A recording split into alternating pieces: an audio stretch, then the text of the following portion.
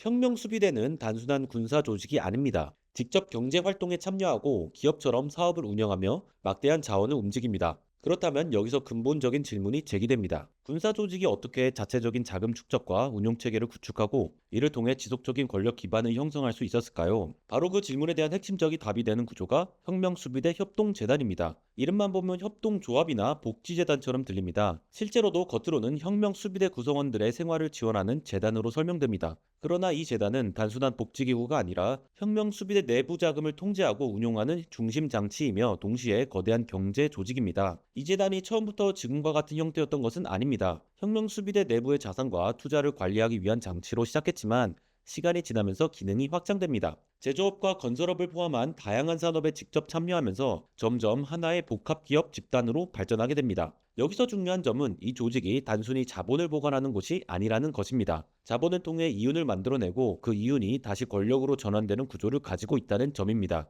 그런데 이 구조를 가능하게 만드는 더 근본적인 제도가 있습니다. 바로 본야드입니다. 페르시아어로 재단, 기금을 뜻하는 본야드는 원래 가난한 사람들을 돕고 사회적 약자를 지원하기 위해 만들어진 자선재단 형태의 제도입니다. 하지만 실제로는 기업처럼 사업을 운영하며 돈을 벌고 동시에 세금이 면제되고 정부의 재정 감사도 받지 않으면서 권력 핵심과 직접 연결되는 방식으로 운영됩니다. 그리고 혁명수비대 협동재단은 바로 이 본야드 제도로 작동하는 재단입니다. 그래서 이 재단은 단순한 복지기관이 아니라 제도적으로 보호받으면서도 자본을 축적하고 운영할 수 있는 하나의 권력 장치로 작동하게 됩니다. 이 말은 곧 이 재단이 일반 기업처럼 경쟁과 규제를 받는 존재가 아니라 제도적으로 보호받는 경제 권력이라는 뜻입니다. 이는 시장에서 경쟁하는 기업이 아니라 권력과 연결된 특권적 자본입니다.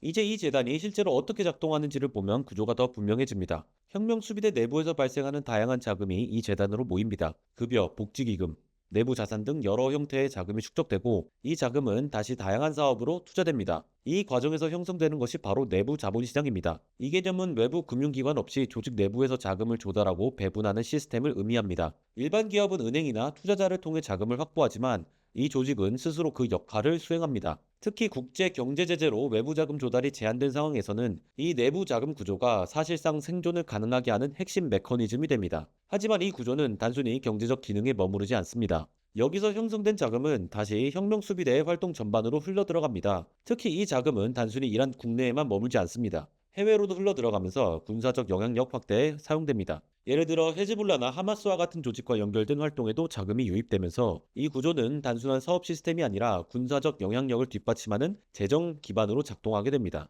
이제 중요한 전환점으로 들어가 보겠습니다. 2005년 8월 마흐무드 아흐마디네자드 정부가 출범합니다. 이 시기 정부는 국영기업 민영화를 대대적으로 추진했습니다. 표면적으로 보면 시장 경제로의 전환처럼 보였습니다. 이 민영화는 진정한 민영화, 즉 경쟁 시장의 자산을 넘기는 과정이 아니었습니다. 오히려 권력 내부로의 자산 이전에 가까웠습니다. 국영기업들이 매각되는 과정에서 혁명수비대와 연결된 조직들이 주요 자산을 인수하게 됩니다. 여기서 혁명수비대 협동재단이 단순한 투자자가 아니라 자산 인수를 가능하게 하는 금융통로로 작동했습니다. 대규모 자산을 매입하려면 자금 조달과 구조 설계가 필요합니다. 혁명수비대 협동재단은 이 과정에서 자금을 조달하고 다양한 계열 조직과 연결하여 인수를 성사시키는 역할을 합니다. 이 흐름을 정치학적으로 보면 국가자산의 내부 엘리트 재분배입니다. 겉으로는 민영화이지만 실제로는 국가자산이 군조직과 그 네트워크로 이전되는 구조입니다. 이 과정에서 시장 경쟁은 거의 작동하지 않았습니다.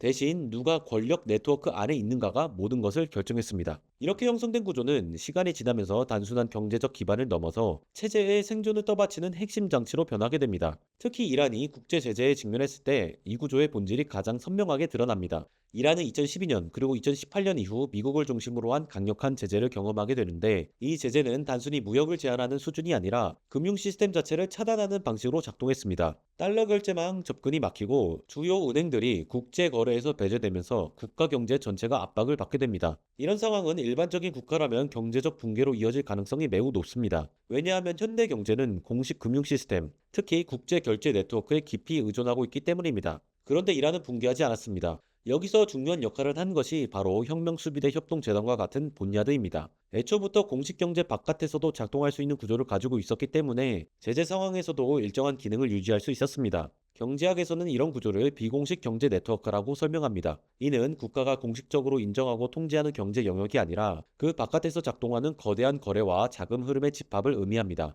제재는 은행 간 송금이나 국가 간 무역 계약과 같은 공식 채널을 차단하는 데에는 효과적이지만 비공식 네트워크까지 완전하게 제거하기는 어렵습니다. 바로 이 틈을 활용한 것이 혁명수비대와 그 관련 조직들입니다. 이들은 해외에 설립된 페이퍼 컴퍼니를 활용하고 제3국을 경유하는 무역 경로를 만들며 중개인을 통한 간접 거래 방식을 적극적으로 사용했습니다. 겉으로 드러나지 않는 다층적인 거래 구조를 통해 자금과 물자를 계속해서 이동시키는 것입니다. 그리고 이 복잡한 흐름의 중심에서 조정 역할을 수행하는 것이 바로 협동재단입니다. 자금이 어디에서 들어오고 어디로 배분되는지를 관리하면서 전체 네트워크를 유지하는 일종의 허브로 기능했습니다. 이 과정에서 등장하는 개념이 회피 비용과 위험 프리미엄입니다. 제재를 우회하는 거래는 정상적인 거래보다 훨씬 많은 비용이 듭니다. 중간 단계가 늘어나고 불법 또는 회색 지대에 가까운 방식이 동원되기 때문에 리스크도 커집니다. 그래서 이런 거래에는 항상 추가적인 비용, 즉 위험에 대한 보상이 포함됩니다. 그런데 여기서 중요한 점은 모든 경제 주체가 이 위험을 감당할 수 있는 것은 아니라는 사실입니다. 혁명수비대 네트워크는 정치적 보호를 받습니다. 이는 단순한 법적 보호를 넘어서 국가 권력과 직접 연결되어 있다는 의미입니다. 따라서 일반 기업이라면 감당하기 어려운 위험을 떠안을 수 있고 그 결과 높은 비용 구조 속에서도 거래를 지속할 수 있습니다.